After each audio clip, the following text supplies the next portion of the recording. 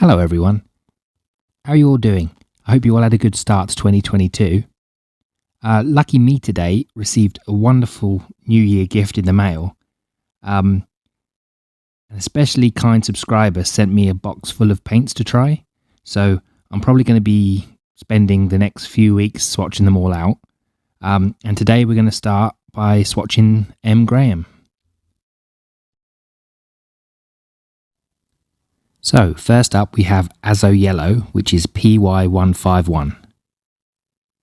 PY151 is a benzimidazolone yellow, which according to handprint.com is a very light fast, semi-transparent, staining, very light valued, intense yellow pigment.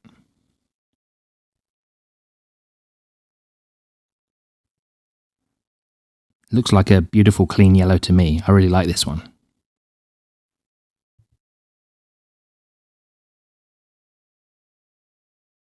Next we have Scarlet Pyrrole, which is PO73.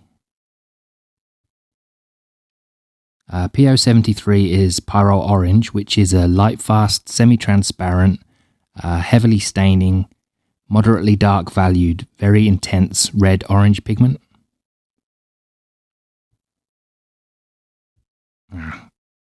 Oops, I touched the yellow. Hopefully it's not going to spread too much.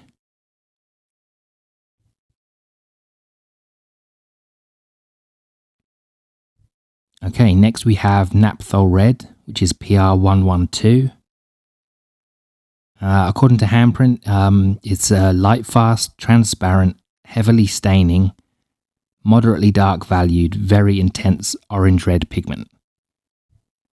Okay, I have the Magello Mission Gold version of this pigment, and I quite like it. The only problem is that it's got questionable light fastness, depending on which brand you use, I think. So you should do your own tests with this one.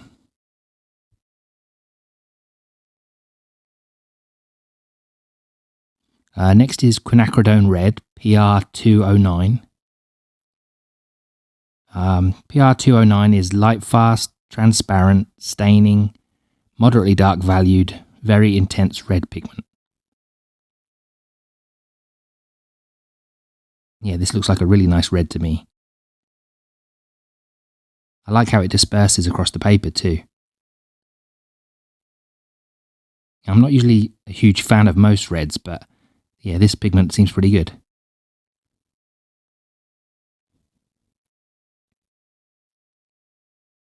Next is Ultramarine Blue, PB29. PB29 is very light fast, semi-transparent, staining, very dark valued, intense violet blue pigment. This one disperses nicely as well. Yeah, everyone knows this pigment and pretty much everyone uses or has used it at some time.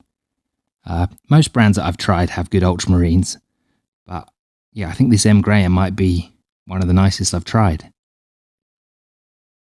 Yeah, very intense and it granulates nicely as well. Yeah, I think I'll have to do a comparison with the other brands I've got.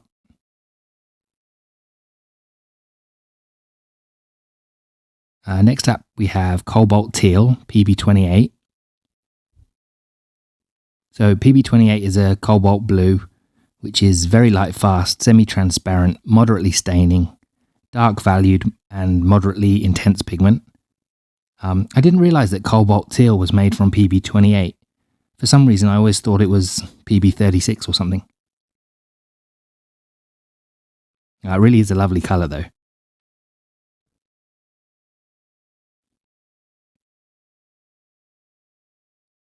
Next is Olive Green. This is the only multi-pigment colour I have here. It's made from PG7, PY110 and PBK9.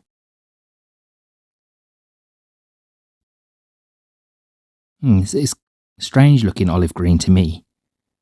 It kind of looks a bit brown, you know? Yeah, I'm not sure if I like this one. I think it might be a bit too, too brown. What do you think?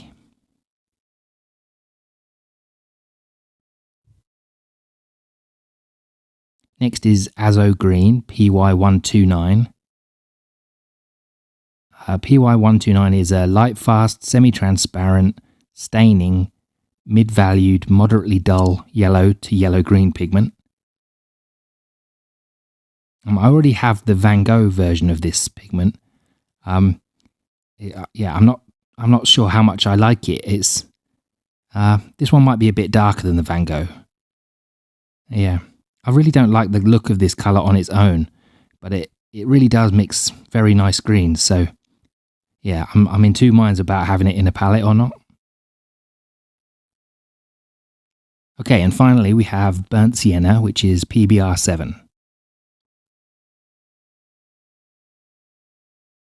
Yeah, I can never make up my mind which kind of burnt sienna I like either. Sometimes I find I like the more orange-leaning versions, and other times I prefer, the more brown ones.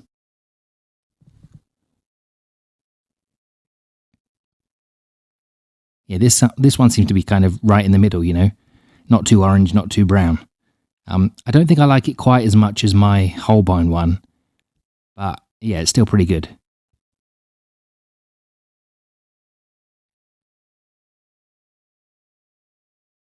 Okay, so that's all of them painted out. And here they are when dry.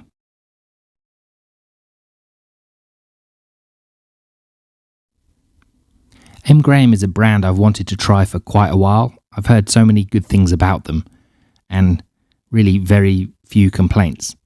The only negative I ever hear is that they can be very runny and they never really dry in the pan. You can see here how sticky the paint remains. I mean, even after weeks in the pan, it's still, almost like it is fresh from the tube.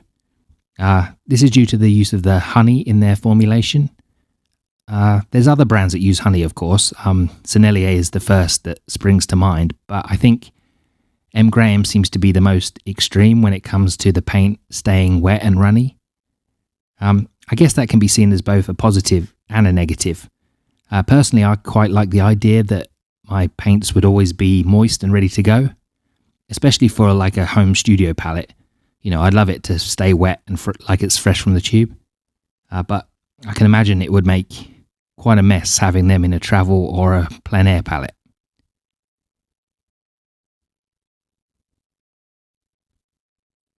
I'd say my favourite of these 9 paints I've got here are Quinacridone Red, Ultramarine Blue and the Cobalt Teal. They're all good paints though, and they're very easy to work with. So I'm definitely looking forward to trying out some more of the range in the future. Are any of you M. Graham users? If you could let me know in the comments if there are any particular M. Graham colours that you consider special or you think I should try out.